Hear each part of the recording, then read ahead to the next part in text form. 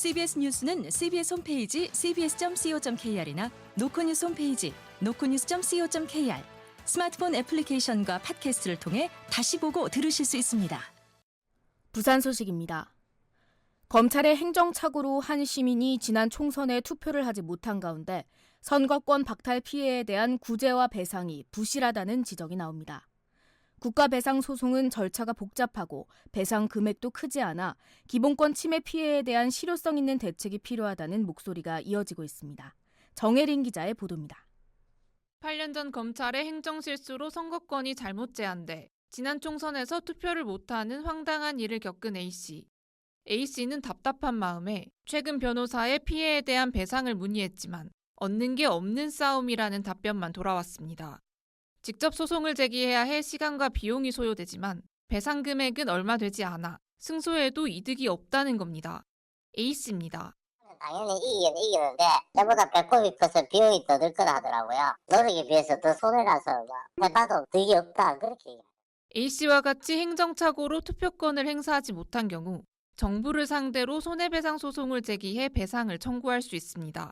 앞선 판례를 보면 공무원 실수 등으로 인한 선거권 침해 배상 소송에선 대부분 200만 원에서 30만 원 상당 소액의 배상금이 선고됐습니다.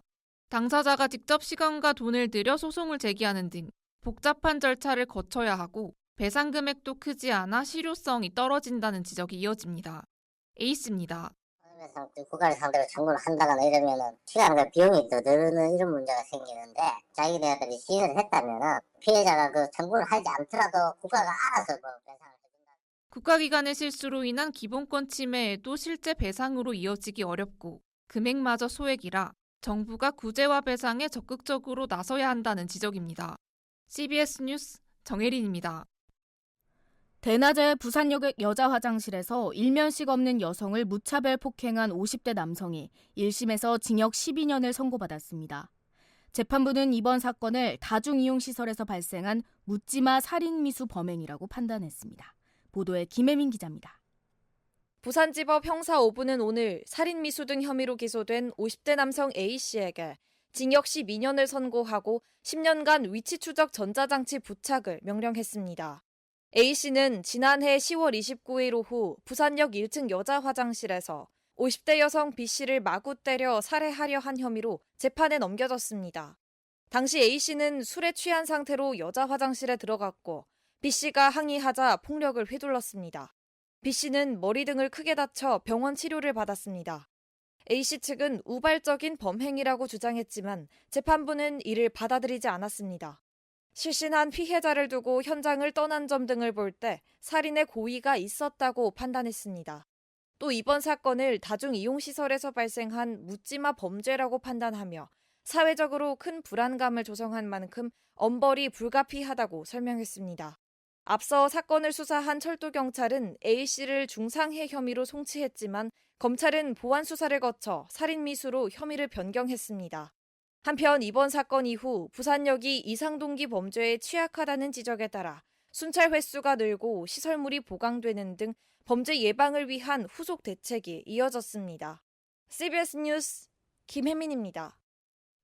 부산항 신항 석컨테이너 부두를 국산 기술에 기반한 완전 자동화 부두로 만들기 위한 사업이 추진 중이지만 장비 입찰이 잇따라 유찰되며 속도를 내지 못하고 있습니다. 인건비와 원자재값 상승으로 수지가 맞지 않고 기술 개발 이후 수출길도 중국에 밀리기 때문입니다. 김혜경 기자의 보도입니다. 부산항만공사는 신항 석컨테이너 2-6단계 부두에 국산 항만 장비 제작과 설치를 위한 3차 입찰을 공고했습니다. 대상은 컨테이너 크레인 6기와 트랜스퍼 크레인 34기로 예정 가격은 3,500억 원에 달합니다. BPA는 신항 석컨 부두를 100% 국산 기술에 기반한 완전 자동화 부두로 조성할 방침입니다.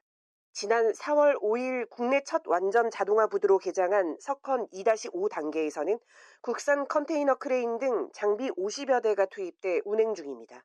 하지만 앞서 입찰이 2차례나 유찰될 만큼 업계의 반응은 뜨뜻미지근합니다.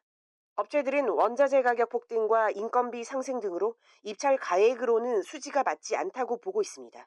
BPA는 1차 입찰 때 2,700억 원, 2차 입찰 3,100억 원으로 올려도 잇따라 유찰하자 이번에는 3,500억대까지 올렸습니다. 또 국내 기술로 장비를 만들더라도 국내 시장 공급에는 한계가 있고 세계 시장은 중국이 거의 독점하고 있는 것도 걸림돌입니다. 현재 부산신항의 대형 하역 장비 중 컨테이너 크레인의 국산 비율은 10%에 불과합니다. 때문에 국내 항만기술 산업을 육성하는 항만기술 사업 지원에 관한 법률 시행을 앞당기고 관련 업계가 실질적으로 사업을 확장할 수 있는 지원책이 필요하다는 지적입니다. CBS 뉴스 김혜경입니다. 현장을 이탈한 부산 지역 주요 수련병원 전공의 대부분이 전문의 자격을 취득할 수 있는 시한까지 복귀하지 않은 것으로 확인됐습니다.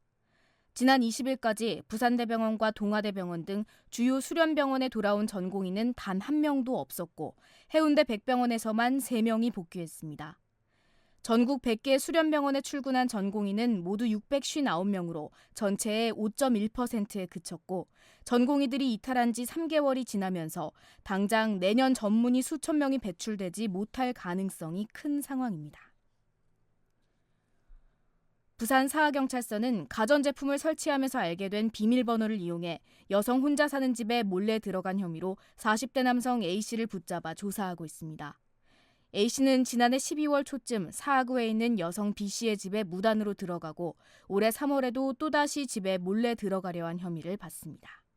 경찰은 A씨가 B씨 집에 냉장고를 배송하며 알게 된 비밀번호를 기억했다가 침입한 것으로 보고 범행 동기와 경위를 조사하고 있습니다. 날씨입니다. 부산은 내일 구름 많다가 오전부터 맑아지겠습니다. 부산 지역 현재 기온은 20.9도, 습도는 62%입니다. 부산 CBS 저녁 종합 뉴스를 마칩니다. 지금까지 진행해 엔지니어 차유진, 기자 정혜린, 아나운서 하효진이었습니다.